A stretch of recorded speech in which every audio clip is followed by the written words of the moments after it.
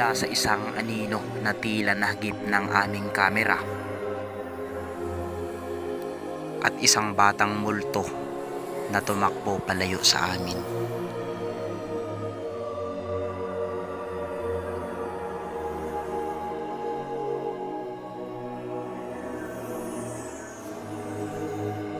Isang misteryosong talon na pinaniniwala ang tahanan ng mga diwata dito sa Occidental Mindoro. Halina't samahan nyo kami at tuklasin ang mga kakaibang bagay dito sa Mindoro. Tara at samahan nyo kami sa isang kagubatan na nababalot ng kababalaghan.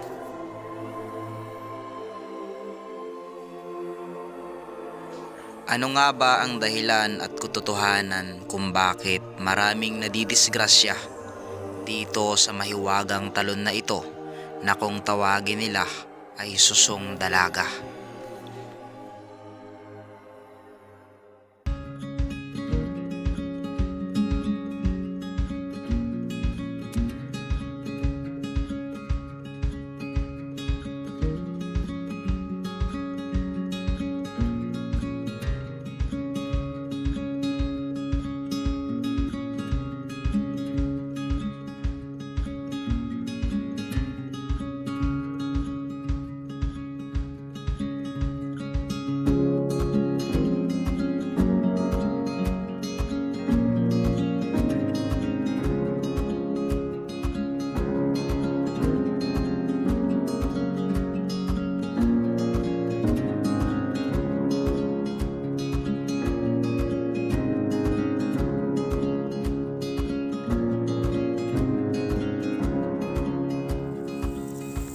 Saan kaya galing tong tubig na to? So ngayon dito na tayo maliligo. Tuling yata yung mga hose na, no? Hindi lang tayo nagtanong kung ilang oras tayo maglalakad kasi hindi natin alam kung anong dadatnan natin diyan. Baka pagdating natin diyan, Di ba nga sabi mo diwata? baka may portal diyan na pagpasok natin. Ito yung tinatawag sa amin na banggak. Kung napansin nyo mga kalahi, mayroon akong nakaraang vlog na mayroong isang malaking bulaklak. Ito po yung mga labong niya na nabuhay noon. Ito po ay kinakain or pwedeng lutuin. Masarap itong ihalo lalo na sa sardinas. Ito kami ngayon sa Barangay Malpalon, bayan po ng Kalintaan, kung saan pupuntahan namin ang tinatawag sa kanilang Salugsog Falls. Ayon din sa napagtanungan namin kila ate ay mayroon daw na disgrasya dyan. Kaya mag-iingat tayo dahil kusa daw bumabagsak yung malalaking bato. Parang yung ex mo. Hindi ko alam kung saan kami pupunta dito dahil ito daw yung daan papuntang falls. Siyempre ipapakilala ko yung aking mga kasamahan, si Mindorinyong Mangyan, si Pards, at siyempre si Mystery Isel, Ma'am Isel. Mystery, kasi nakatalikod pa siya, so mamaya malalaman niyo yung kwento. Bakit misteryoso siya. Papasok pa lang kami, naririnig na namin yung huni ng naririnig na namin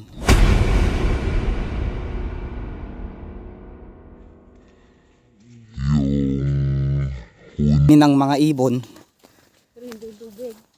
Walang tubig. Ano kaya ang ibig sabihin ng mga ibon na ito? Dito kami tinuro, pero parang naliligaw na tayo. May mga tao sa likod natin. May mga nagsisigawan kasi. Yun mga kalahi, ang sarap sa pakiramdam pag ini-explore mo ang nature, no? May mga nagbabagsakan tubig dito. So bahala na, importante pinuntahan namin yung falls na yon. Katakot, para siyang ano, parang papasok pa lang tayo dito. Para tayong papunta ng ano eh. Sa lugar na yung kakaiba. Tahimik. Yung ano, Wrong turn. Grabe ka na rin. Oo nga no, oo nga, seryoso. Yung lugar na parang may mga halimaw. Oo. Lugar, parang may sumisilip na nakamaskara dyan, no? No?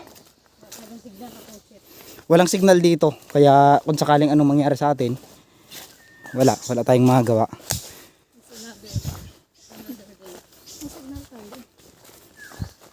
Wala akong signal eh. Iniwan namin yung motor namin dahil hindi na. Ayun na.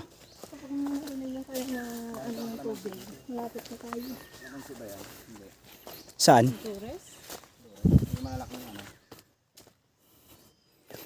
yes, narinig ko na. Ang sarap sa pakiramdam pag ganito yung narinig mo, no? Wow! Thank you Lord sa safe na pagpunta namin dito. Pero yung lugar, para siyang tirahan ng mga creatures. Sabi nga ni Isil kanina, ay parang sa lugar daw kami ng wrong turn. Payapa. Ang sarap.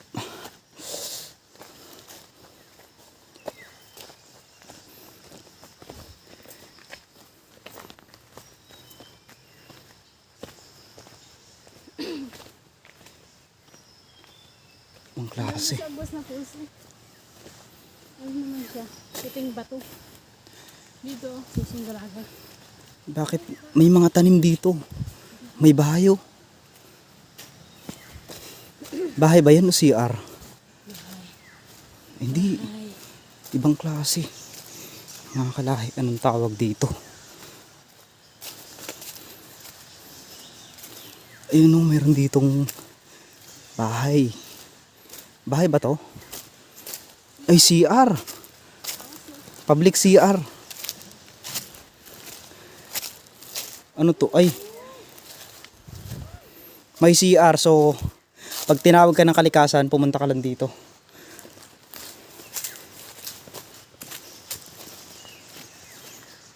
Sana si Mendo rin yung mang yan. Parang nawala na. Nako. Ay, ayun siya. Grabe. Nakakamangha. Maganda.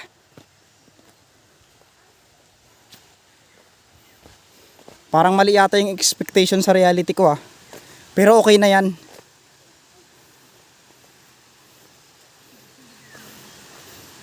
Wow, nilinis na nila. Dahil pwede nang puntahan ng mga tao ang lugar na ito. So mag-iingat lang tayo mga kalahi. Dahil sabi ni nanay kanina, mayroon daw na disgrasya dito at kusang nagbabagsakan yung bato. Ano nga ba yung dahilan? Bakit kusa na lang nagbabagsakan ang bato? Wow. Ang lamig sa pakiramdam, no? Wow. Ang lamig. Anong tawag dito mga kalahi? Kinakain ba ang halaman na ito? Comment nyo nga, parang kinakain tong halaman na ito eh. Wow, ang ganda. Perfect, ang ganda naman.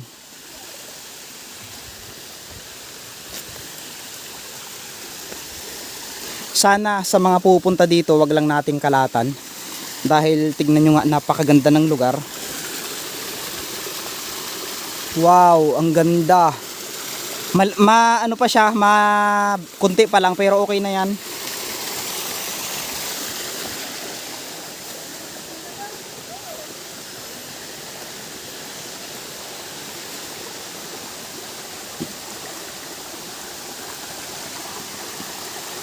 Aayusin ko itong area na ito mamaya, lilinisin ko siya. Hindi kaya dito. Kasi pwede talaga siyang tambayan. Ang sarap dito oh.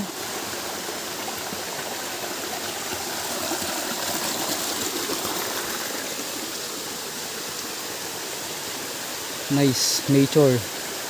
Ang ganda yung pagbagsak ng tubig niya doon. Pansinin nyo yun. Yung pagbagsak ng tubig, banayad na banayad. At kapansin-pansin na talagang ang lamig dito sa lugar, mga kalahi. Ang tawag pala nila dito sa Iilan, Susumdalaga. Ito yung lugar na sinatawag nilang Susumdalaga, na ang tawag naman sa falls na to ay yung Sugsog ba yun? Salugsog Falls. Ano parts maganda dyan? Ayun na si Mendo rin yung mangyan. Kasama natin siya. At syempre, mula bayan ng Rizal ay nag-travel kami. So kami, galing akong Rizal, galing silang San Jose. At si Mendo rin yung mangyan naman ay nanggaling pa sa bayan ng Magsaysay. So 3 bayan ang nagsama-sama para lang puntahan itong napakaganda at misteryosong lugar dito sa Malpalon, na isa rin sa lugar na pinamumugaran ng mga diwata. Mag-iingat lang tayo dito dahil mayroon ditong mga creatures na parang ang labo, parts. Linisin natin. Linisin natin mga kalahi dahil napakaganda ng lugar na ito. So hindi ko na isayangin yung pagkakataon na may insert dahil ang sarap sa pakiramdam pag mga ganito yung nakikita mo.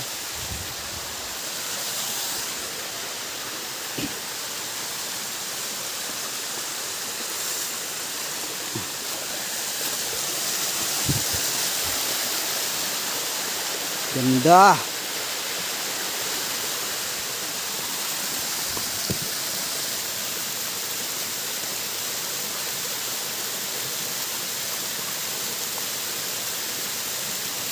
Ang sarap na experience yung mga ganitong pagkakataon.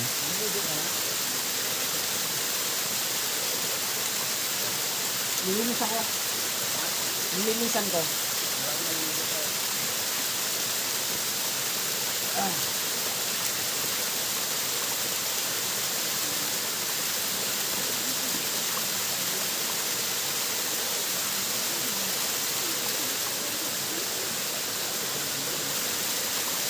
Kailangan muna nating maglinis bago natin ito maliguan ng maayos. Okay lang kahit magtagal kami dito, importante na-enjoy naman namin kaysa yung maliligo kami dito na ganito kadumi. Mas okay na yun, nakatulong pa kami sa kalikasan. Siyempre kasama ko si Isel at si Card. Yan, lilinisin namin itong lugar na ito para kung sakaling may pumunta ditong ibang tao ay mapakinabangan naman nila yung ginawa namin. Sarap.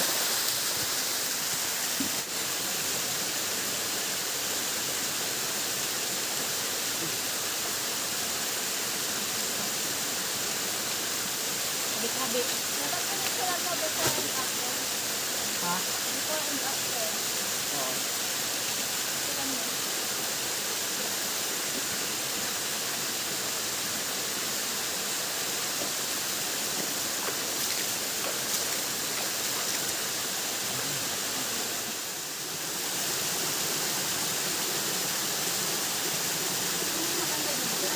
Doon na lang tayo na kahit hindi lang tanggalan natin.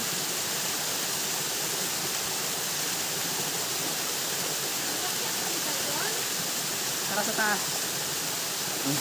Okay na yan, medyo naglinis na. Natural lang naman yung kanyang basura. Hindi naman gaanong tindi tulad ng ibang pinupuntahan namin. So ito yung katunayan na madalang puntahan ng tao ito. Kaya sa mga susunod na pumunta dito, pakiusap lang, huwag tayong magkalat ng anong mga bagay, lalo na ng mga plastic at bote ng alak. Para kahit papaano may tulong din tayo sa ating kalikasan. Tulad na to, kapansin-pansin itong bote ng alak na ito na nabasag na. Kung halimbawa aksidente nating matapakan ito o ng kamag-anak natin, paano na lang, 'di ba? Imbis na makatulong tayo, nakaperwisyo pa tayo ng ibang tao. Akyat tayo dito. Akyat tayo. Tara. Hindi.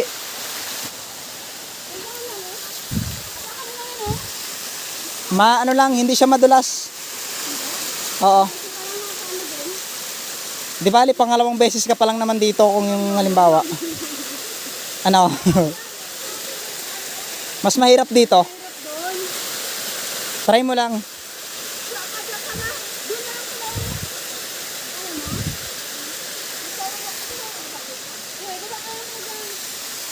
Uy, uy, uy, uy, uy, uy.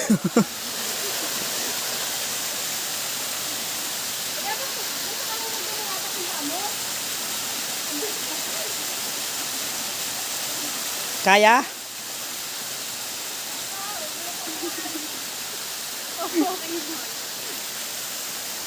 Ito na yung mga kalahi. Pansinin nyo, napakaganda ng mismong lugar na ito. Ganda. Nature, sobrang ganda talaga.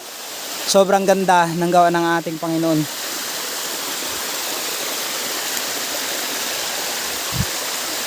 Nice.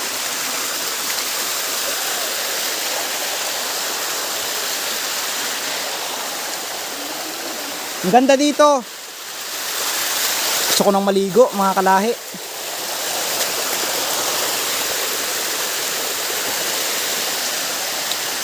Gusto ko talaga ma-explore yung mga gantong lugar. Dahil hindi ko alam. Na-inlove ako. Mas maganda dito. Na-inlove ako sa mga gantong lugar. Pakiramdam ko kasi nagkakaroon ako ng peace of mind kapag pupunta sa mga ganito kagandang lugar. Ito yan. Simple lang siya, maliit lang pero napakaganda.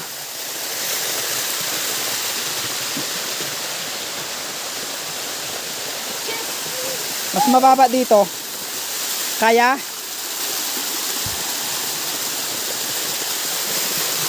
Sana si Mindorin yung ano? Bakapit ako sa bibig ko.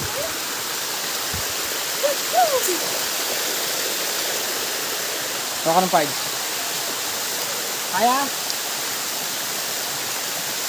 Ano, parang ano kami dito? Gina-training kami. Hindi ka kapag hindi ka nakapunta dito. Ang baba lang na to. Tapos alalayan ka lang namin mamaya. Malalang ka lang ng dito. Sige, direct kapit ka lang. Mas mahirap na dyan. Mahirap dyan, promise.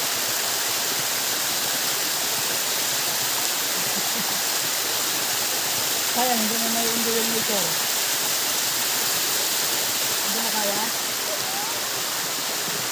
Mahirap din dyan. Dito lang oh, ganda oh. Ano kayo tumundol ng ano?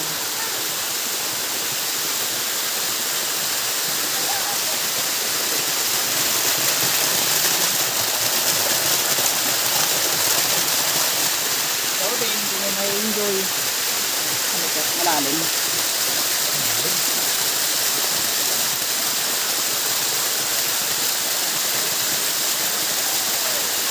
Ano ba nakama natin? Simindo rin yung mga yan ay nawawala na mga kalahi. Mukhang kinuha na ng diwata. Marami pa namang kwento dito na mayroon daw mga diwata at mga nilalang na nangunguha ng mga gwapo. Kaya iniingatan natin, simindo rin yung mga yan, baka kinuha na siya. Kaya nag-iingat na po kami doon. Kaya nag-iingat na rin ako. Ito yung taas na to, yung, uy, kala ko bato. Yung taas na ito ay inakyat daw ng isang foreigner na sa kasamaang palad ay bumagsak siya mula dito. Kaya nagkaroon siya ng injury, ngunit hindi naman napatunayan na siya ay namatay. Pero ewan ko lang sa mga ibang kwento kung totoo nga ba yung sinasabi nila na mayroon daw ditong nagbabantay. Kaya yun yung magandang ma-experience kapag nandito ka. Mararamdaman mo talaga yung peace of mind at eto na yung pagkakataon talaga na mapapalapit ka sa kanila. Kung sino man yung mga nagbabantay dito, napaka sipag nila dahil talaga namang wow. Grabe, sobrang ganda, sulit dito. Yan. Ngayon mga kalahi, maraming salamat po sa patuloy niyong panonood. At syempre nagpapasalamat ako kung saan man si Mendorin yung mangyan ngayon. At sa aking nakasama ngayong araw, si Isil at si Pards. Yan, maraming salamat po sa inyong pagsama ngayong araw na ito. Sana mas marami pa tayong pagsasamahan. Tingnan nyo, napaka-payapa ng lugar na ito. Kaya ngayong araw, maraming salamat po sa panonood nyo. Naway mayroon kayong narating ulit na adventure tulad ko, na kahit malayo, hindi hadlang yung layo, basta gusto mong marating yung isang lugar, basta importante nag-enjoy ka at sa Tagalogin ko, masaya ka. Kaya ngayong araw, maraming salamat po. Anong nakikita nyo sa taas na yon? 'Di ba? Napakagandang waterfalls. Parang may mga diwatang tumitingin sa atin dito na hindi lang natin alam. Kaya ngayon, maraming salamat po. Syempre, shout out sa lahat ng mga solid supporters natin na patuloy na sumusubaybay sa aking mga vlog. Maraming salamat po sa inyo, dahil kung hindi dahil sa inyo, wala ako dito sa larangan na ito. Kaya sa lahat po ng mananahin ng Taytay Rizal, kay Elmer, sa mga bubuo ng mga mananahe dyan sa Batangas. Yan, Batangas, meron tayong mga pinsan dyan. At sa Antipolo. Yon, maraming salamat po, and God bless sa inyong lahat. Ayos tayo dyan.